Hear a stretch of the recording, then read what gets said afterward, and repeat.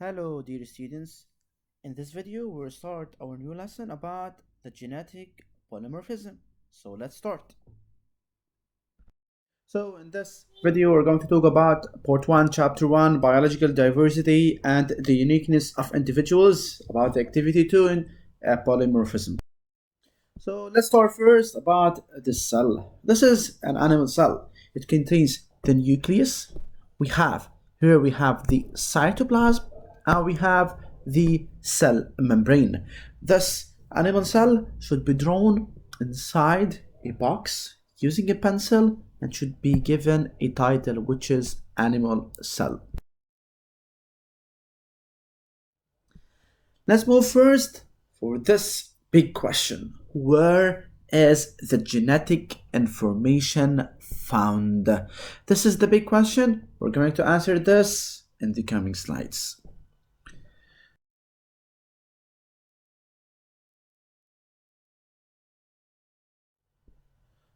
How did the scientists prove that the nucleus is the carrier of the genetic information? So nucleus carries the genetic information. They have, in this experiment, we have a black mouse, a white one, and a gray one. What did they do? They get the animal cell, a cell from the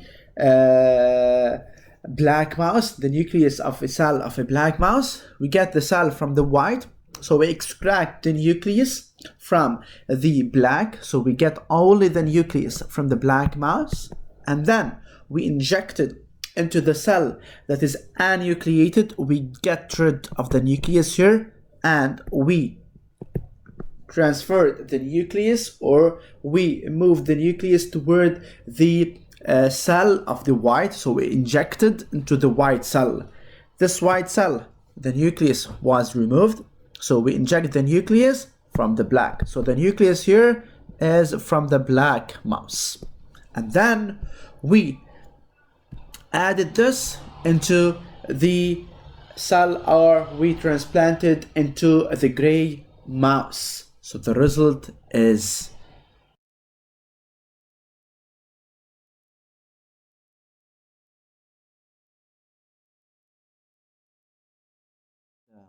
bird of the black mouse. So we have a black mouse. So after injecting the nucleus of the cell of a black mouse, so we get the nucleus from the black mouse and injecting it into an enucleated cell. What the meaning of anucleated cell? Meaning that a cell that is deprived of the nucleus, without a nucleus. Anucleated cell of a white mouse. So the white mouse, the cell has no nucleus. So we inject the nucleus from the black one. And we transplant the zygote that is formed into the gray mouse. The result was the black baby mouse is born. So we have a black mouse. What does this indicate? This indicates that the carrier of the genetic information is the nucleus, and the genetic information coding for the fur, it doesn't depend on the cytoplasm. Cytoplasm means the cytoplasm of the white mouse, or it doesn't depend on the uterus. The uterus is from the gray one, so we get the uterus from the gray. The gray was the role of the foster mother, so it carries only the zygote. So the genetic information coding for the fur color doesn't depend on the nucleus or it doesn't depend on the cytoplasm or the uterus. It depends on the nucleus of the cell. So the nucleus of the cell contains the genetic information that codes for the fur. So here, as a conclusion, we deduce that the nucleus is the carrier of the genetic information. So as a summary, this experiment was done to prove that the nucleus is the carrier of the genetic information. So we inject the nucleus of the cell of a black mouse. So we get the nucleus of the cell of the black mouse. We inject it into an anucleated cell of the white mouse. So we get the white mouse, we removed its nucleus, so it becomes anucleated, and then we inject the nucleus from the black mouse into this anucleated cell of the white one, and then we transplant the zygote into the gray mouse.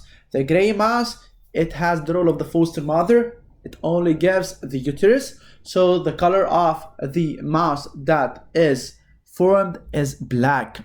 This means that the genetic information that goes for the fur color, it doesn't depend on the cytoplasm from the white, it doesn't depend on the uterus from the gray, but it depends on the uterus of the gray. It doesn't depend, it depends here on the nucleus of the cell that is injected from the black. That's why we have a black mouse. So the result here is the nucleus is the carrier of the genetic information. This is the structure of cell.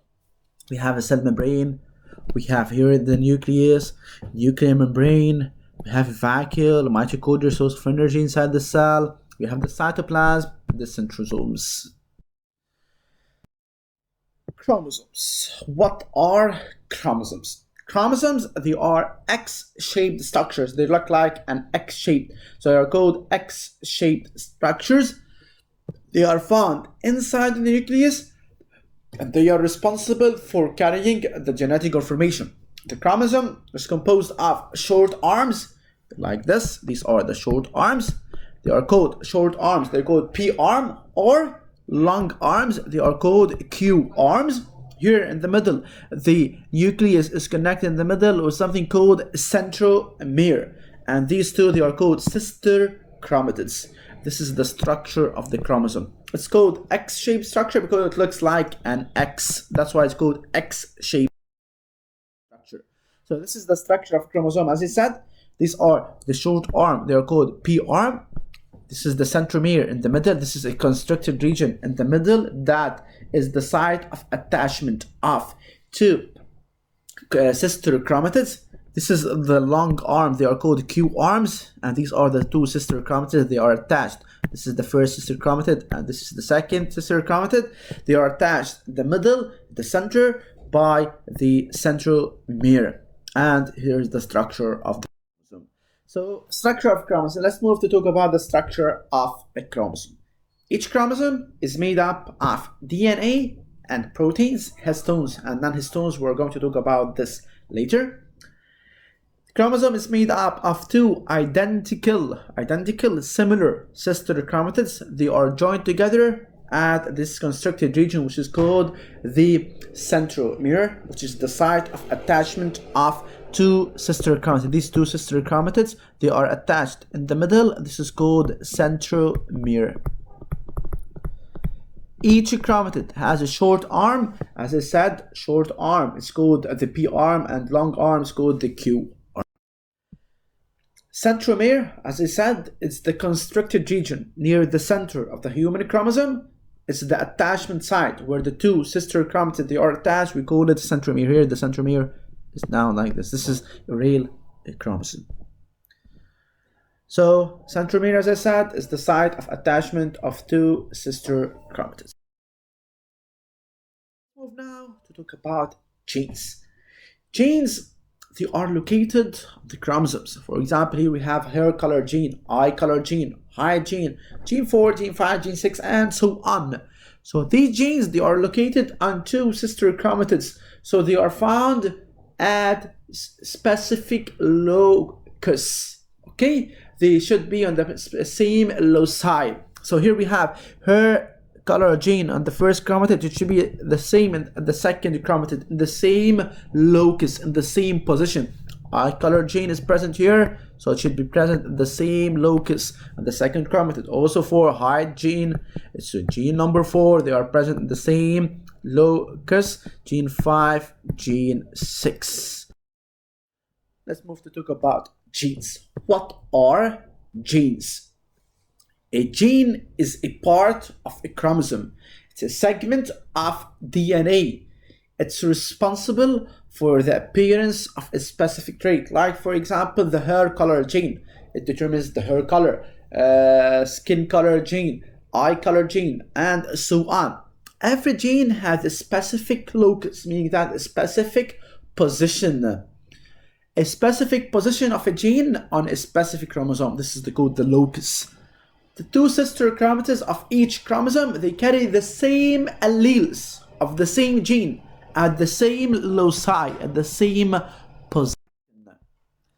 Here we have the two sister chromatids, they carry the same information of the same loci. So here we have the gene, for example, of the hair color. It should be here of the same color. That's why we can draw it as one, because they carry the same information at the same loci.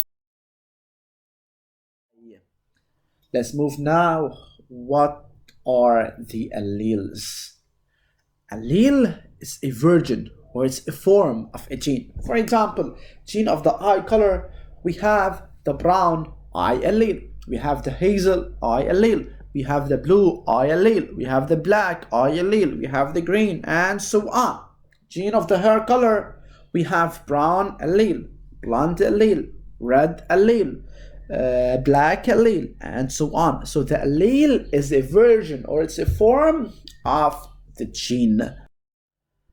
Let's move to this table showing the different type of cells and their different properties. Let's start step by step. So in this table we have two types of cells. We have something called somatic cells, and we have something called sex cells, or called reproductive cells. Somatic cells, they are diploid cells, whereas the sex cells, they are haploid. This is the first difference. Second, somatic cells, all the body cells, they are somatic, except for the gametes. The gametes are not somatic. So all the body cells, skin cells, muscle cells, and so on, all of them, they are somatic. Moving to the sex cells, the gametes. Gametes, like the sperm and the ovum, they are example about the sex cells. So the sex cells, they are gametes, the sperm and ovum. Sperm in male and the ovum for sure in female. Somatic cells, they have two copies of each chromosome, whereas sex cells, they have only one copy. That's why the somatic cells, they have 2n number of chromosomes, whereas the sex cells, they have only 1n as number of chromosomes. In humans, somatic 2n equal to 46, whereas sex cells 1n equal to 23. So here the differences between somatic cells and sex cells. Let's repeat them. So somatic cells, they are diploid cells, all the body cells except gametes, whereas the sex cells, they are haploid, the gametes only the sperm and the ovum. In the somatic, we have two copies of each chromosome, whereas in the sex cells, we have one copy of each chromosome. Number of chromosomes, it's 2n in the somatic, whereas it's only 1n in the sex cells. 1n, it's equal, and 2n, sorry, in somatic, it's equal to 46, whereas in humans, the sex cells 1n equal to 23. Let's move now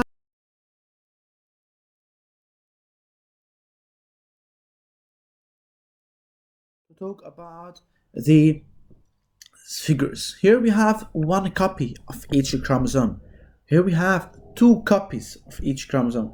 From this we can deduce we have one copy, so they are haploid cells, whereas here we have two copies, they are diploid or diploid cells. So di means two.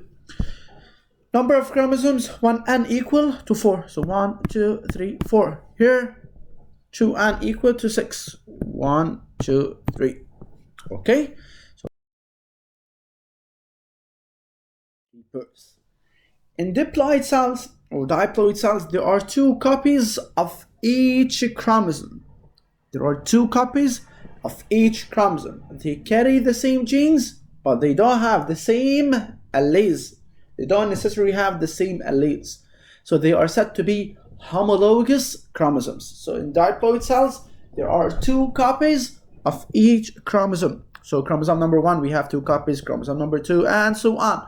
So they carry the same genes, but they don't have necessarily the same alleles at the same locus. So they are said to be homologous chromosomes. These are homologous chromosomes.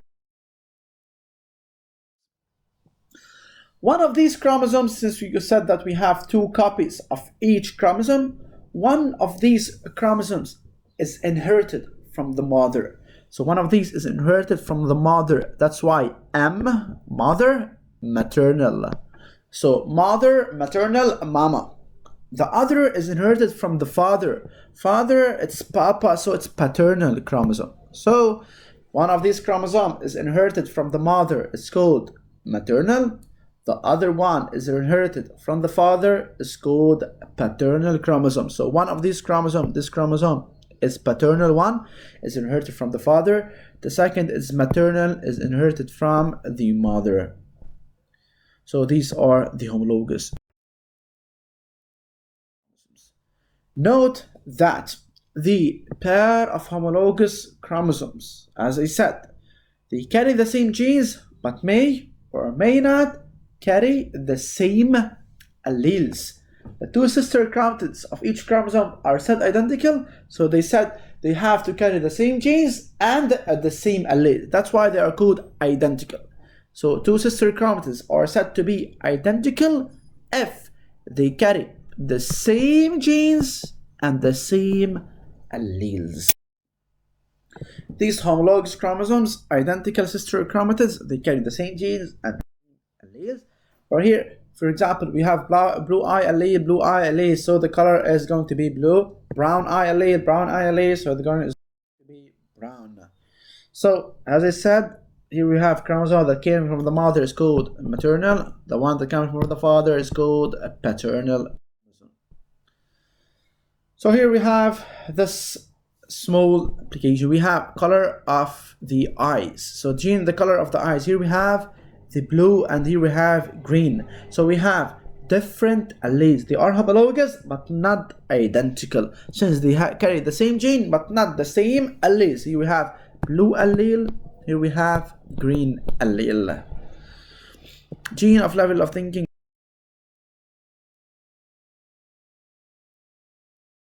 So they are located at the same loci. So let's move here to this small application.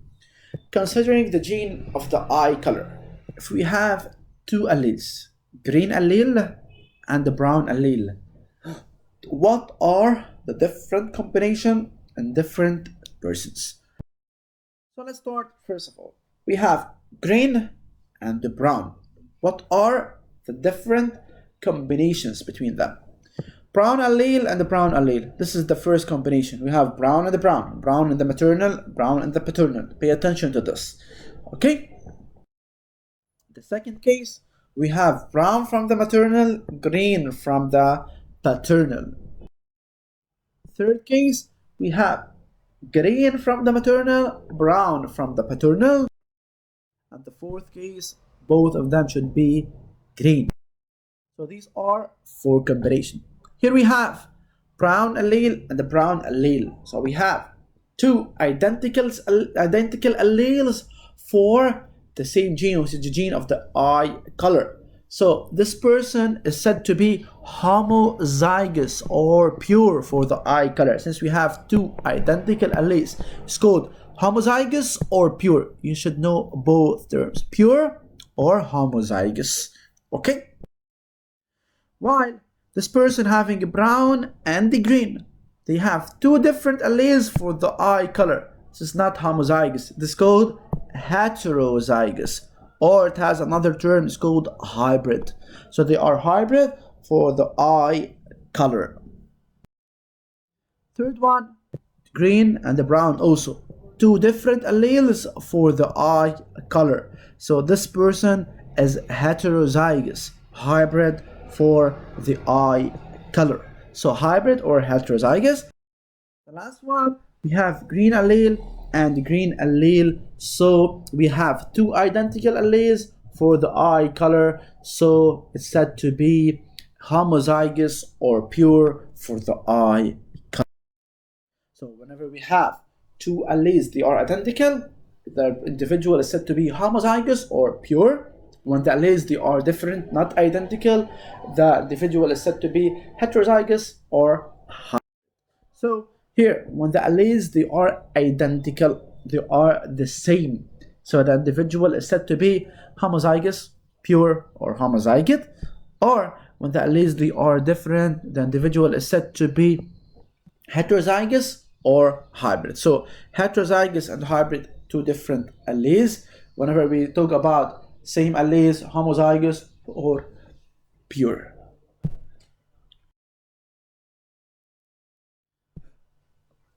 Let's move to the different types of alleles. In alleles, we have dominant allele and something called recessive allele. Okay, so recessive allele and dominant allele. Let's start step by step. Recessive allele and dominant. Let's start with the dominant. The dominant is the one that dominates. In biology, it's the strong one. The strong one is called the dominant. In English, it's called the strong. In biology, you have to call it the dominant allele. So dominant allele is the allele that will always be expressed whenever in homozygous, whenever we have two identical alleles, or we have two different allele, heterozygous or hybrid. That's why it's usually symbolized by a capital letter. This is the strong one. So whenever we have dominant and recessive, one dominate over the other. So dominant, it can be expressed either in the case of homozygous or in the case of heterozygous, and usually it's symbolized with a capital letter. Recessive allele. Recessive is the weak one. Recessive allele is the allele that will be expressed in homozygotes only. It should be present with another weak allele that is usually symbolized by a small letter. Let's move to this application. Considering the gene of the eye color, if the brown allele is dominant over the green, so the green here, it is recessive. Okay, so it's usually symbolized by a small letter. So it should have which letter? Green, let's have G, small g. Why the brown is dominant, so we're going to have a capital B. So before we move, we have to complete this table. So set of alleles of the eye color. Maybe we're going to have having a brown, we have two chances. Okay, brown, we have two chances. Here we have brown, here we have brown. So maybe it's going to be homozygous or it's going to be pure, BB. We said that the dominant allele, it can be expressed in homozygous or heterozygous. That's why maybe it's going to be BB or BG. So this is the case of the brown, BB or BG. From where did we get two B's or B and G? One of them is maternal and the other is paternal. BB is going to be brown, B is maternal, G is paternal, brown. Also we have another chance. It's going to be BG, another BG, brown. Someone is going to ask a question. How come we have two BG? Then the same? Yes, they are the same. But here we have to compare. B here is from maternal origin and G is from paternal. Here the opposite. B is from paternal and G is from maternal origin. So this is the only difference. But whenever we have to solve, it's going to be the same. They are going to be added. BG is going to be the same. It doesn't differ. Okay, it doesn't make a difference. So this one only to know that we can have B from the paternal origin or B from the maternal origin, and this is only difference. Okay, so all of them, they are brown here. But what about the green? Green allele, it's recessive as we said, so it should be expressed only in the case of homozygous. Homozygous, it should be G small, G small. This G from the maternal origin and this G is from the paternal origin. So here the result is going to be green. So the green allele, since it's the weak one, it's the recessive one, so it should be expressed only in the case of homozygous. Whenever it's expressed in the heterozygous, like this case, the B will dominate over it. The brown will dominate, so the color is going to be brown. While the green, in order to be expressed, it should be expressed only in the case of the green. It should be expressed only in the case of homozygous. So here we have alleles. So these alleles, the set of alleles, we call them genotype. So genotype is the set of alleles, while the expression, the traits that are observed resulting from the genotype, they are called phenotype. I will repeat. So genotype is the set of genes and their alleles. So these are the set of genes and their alleles, we call them genotype. Genotype will determine the phenotype. Phenotype, it's what is observed. The traits that are observed to the outside, they are called phenotype.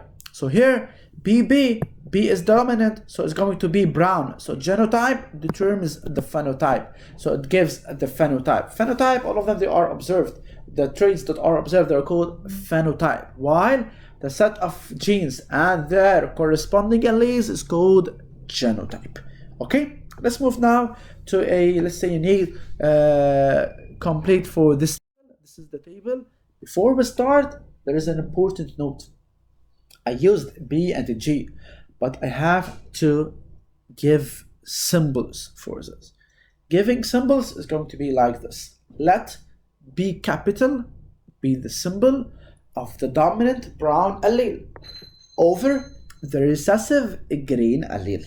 So this is the symbol of the brown. Let G small be the symbol of the recessive green allele with respect to the dominant brown allele. So these are the symbols of dominant and recessive. You have to give them before we start. If you start without telling me that the B capital is the symbol of the brown and G small is the symbol of the green, brown the dominant for sure and green the recessive, meaning that your answer is not clear and you won't get the full mark because you have a missing idea.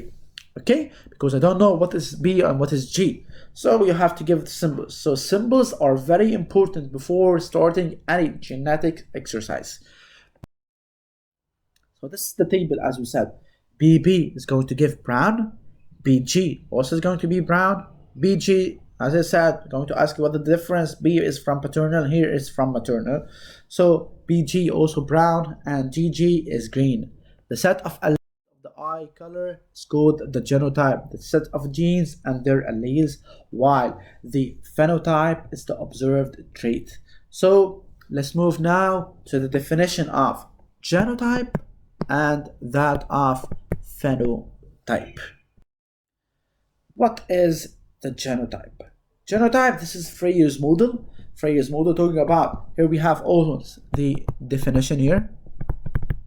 Here is always the definition. Here we have the example.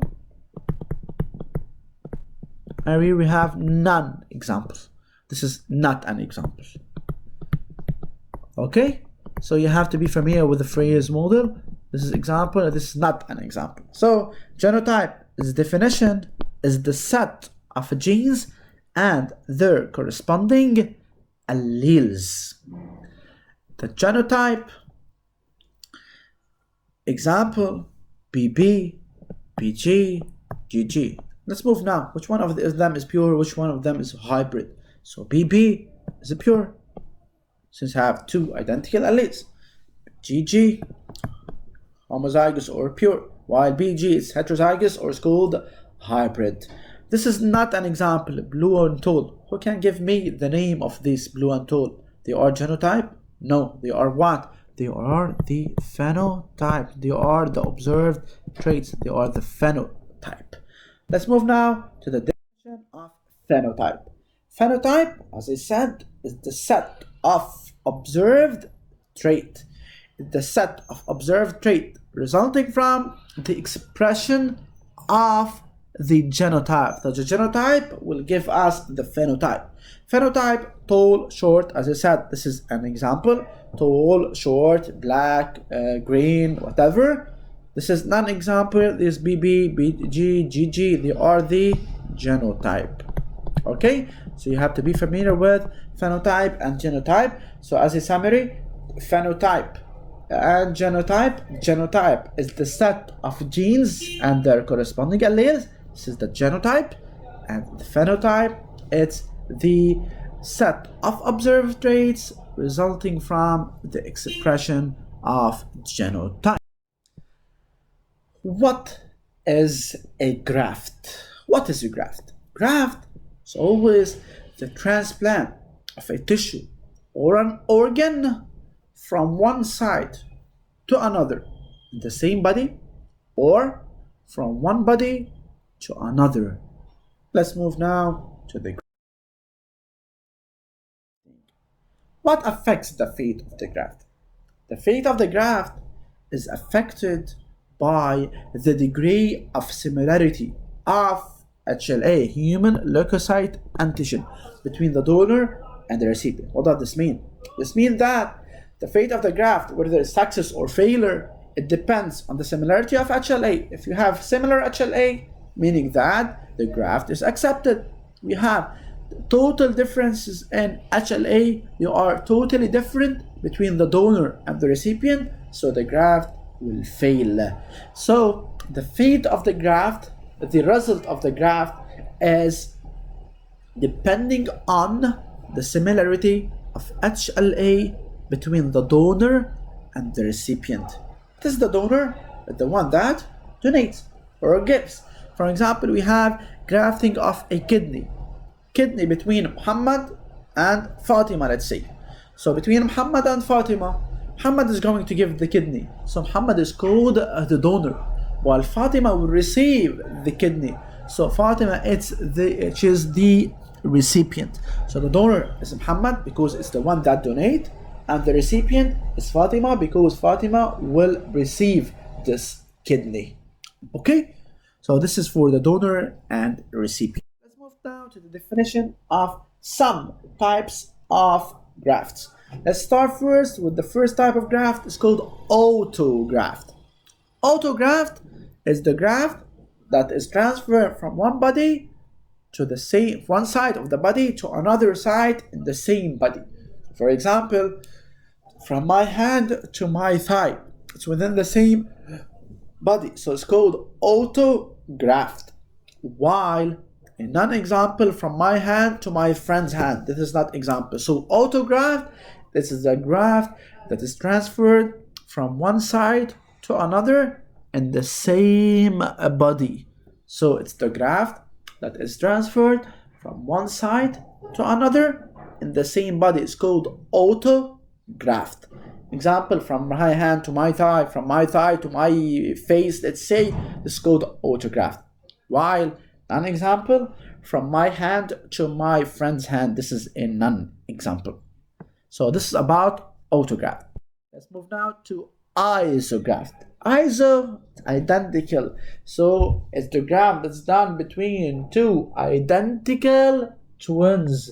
So two identical twins, and not fraternal twins, identical twins. So the graft is transferred from one person to the identical twin of this person. So Samir's kidney transferred to his identical twin. So this is called an isograft. While non-example, Samir's kidney transferred to his sister twin. This is a non-example. So isograft is the graft that is done between two identical twins. Okay? Let's move now to the third type of graft. The graft is called allograft. Allograft, this is the graft that's done between person to another within the same species. For example, from Maya to Rilla, from a cat to another cat, from a dog to another dog. So this is called an allograft. The graft is done between different persons that belong to the same species. Is called allograft. example about this from Maya to Rilla. This is an example, and non-example from a cat to a dog. Why this one is not example? Because from a cat to a dog, they are different species. From a cat to another cat, will be an example. From a cat to a dog, this is a non-example because it transferred from one person to another. This in the same species. Here we have different species, cat, dogs. And the last type of graft is xenograft. Xenograft, the graft that's transferred from one animal to another, and they belong to different species. For example, from a cat to a dog, they are different species, cat and dog, different species. While non-example, Maya to Rilla, they belong to the same species. So this graft is called allograft here. Okay, so as a summary here, let's repeat the 4 types of graft. The first type of graft is called autograft. Autograft is the graft that is transferred from one side to another within the same body. For example, from my thigh to my face, from my hand to my thigh, from my thigh to my hand, as so on. So it's going the same body. From within the same body is called autograft. While the graft that's done between 2 identical twins is called isograft. So isograft is the graft that is transferred from a person to the identical twin of this person is called isograft. Allograft, graft transferred from one person to another, but these 2 persons, they should belong to the same species.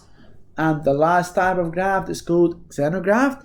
Xenograft is the graft that is transferred from one animal to another, and they belong to different species. For example, from a cat to a horse, from a horse to a dog, and so on. Different species. So these are the 4 types of graft. You have to study all the notes regarding the somatic cells and the sex cells. You have to know that the nucleus is the carrier of the genetic information, and you have to revise all the notes about genes, alleles, dominant allele, recessive allele, what the meaning of phenotype, and what the meaning of genotypes, and other notes. Okay, hope this video will help you to understand well these ideas. These are for grade 11, so we move from grade 10 to grade 11. So this is a good step for you guys. So watch this video and hope this video will help you to understand all the ideas mentioned here, and hope to see you soon. Thank you. Bye bye.